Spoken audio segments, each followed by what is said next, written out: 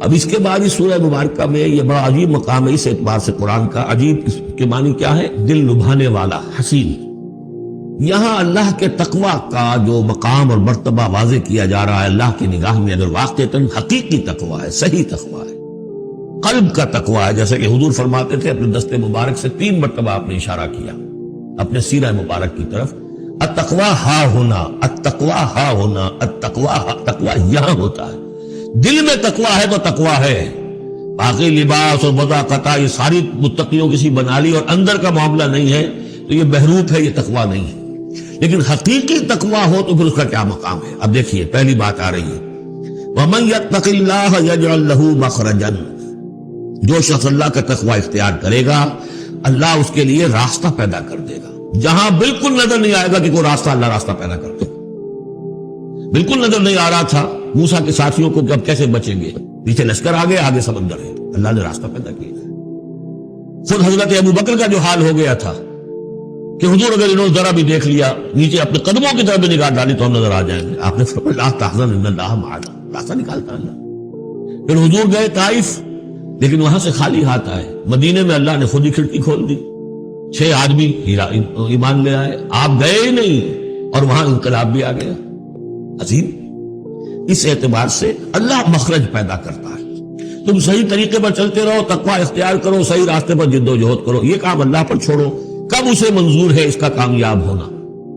جب ہوگا وہ راستہ ایسا کھولنے کا کہ تمہیں گمان بھی نہیں ہوگا. وَيَرْزُقْهُ مِنْ حَيْثُ لَا يَحْتَسِبُ، اور اسے رزق دے گا وہاں سے جہاں سے اسے گمان بھی نہیں ہوگا. اقامت دین کی جد و جہد ہو، غلبہ دین کی جد و جہد ہو، اپنے آپ کو اجن صلاتی و نسکی و محیایا و مماتی اس کا فیصلہ کرنا ہو تو سب سے بڑی رکاوٹ آتی کھائیں گے کیا؟ تو اللہ تو کہتا ہے راضی میں ہوں. ہے ایمان اور یقین اس پر، کر کے دیکھو تو صحیح، اس پر اعتماد تو کرو. لیکن یہ کہ اس پر اعتماد کرنا، توکل، بڑی مشکل بات. وہ تو جتنا ایمان ہوگا اتنا ہی اعتماد ہوگا، اور گہرا ایمان ہوگا گہرا اعتماد. وَمَن يَتَّقِ اللَّهَ يَجْعَل لَّهُ مَخْرَجًا وَيَرْزُقْهُ مِنْ حَيْثُ لَا يَحْتَسِبُ وَمَن يَتَوَكَّلْ عَلَى اللَّهِ فَهُوَ حَسْبُهُ. یہ تو ابھی تقوی والے کی بات ہے کہ وہ وہاں سے رزق دے گا جہاں سے اسے ملے گا بھی نہیں، اور جس نے اللہ پر توکل کر لیا تو وہ اس کے لیے بہت کافی ہو جائے گا. توکل کر کے تو دیکھو، حسبہ وہ اس کے لیے کافی ہے. یہاں تک فرمایا ہے حدیث قدسی میں، حدیث میں من کان فی حاجت اخیہ کان اللہ فی حاجتہ. اگر کوئی مسلمان اپنے کسی بھائی کی ضرورت پوری کرنے میں لگ رہا ہے، اپنا وقت صرف کر رہا ہے، اللہ اس کی ضرورت پوری کرنی شروع کر دیتا ہے.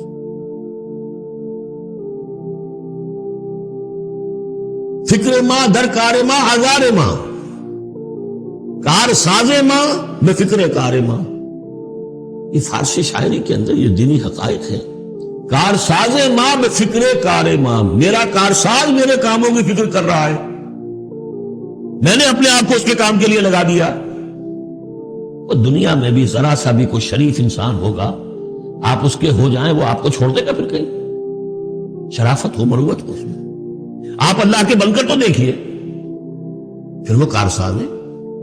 کارساز ماں بے فکر کار ماں، فکر ماں در کار ماں آزار ماں. جب میں اپنے معاملات کی فکر خود کرتا ہوں، کوئی نہ کوئی ٹھوکر کھاتا ہوں، کوئی نہ کوئی غلطی کرتا ہوں، آزار اپنے سر کے اوپر پیدا کر لیتا ہوں. اپنے آپ کو حوالے کرو. اس کا نام ہے تفویض الامر الی اللہ. افوض امری الی اللہ ان اللہ بصیر بالعباد.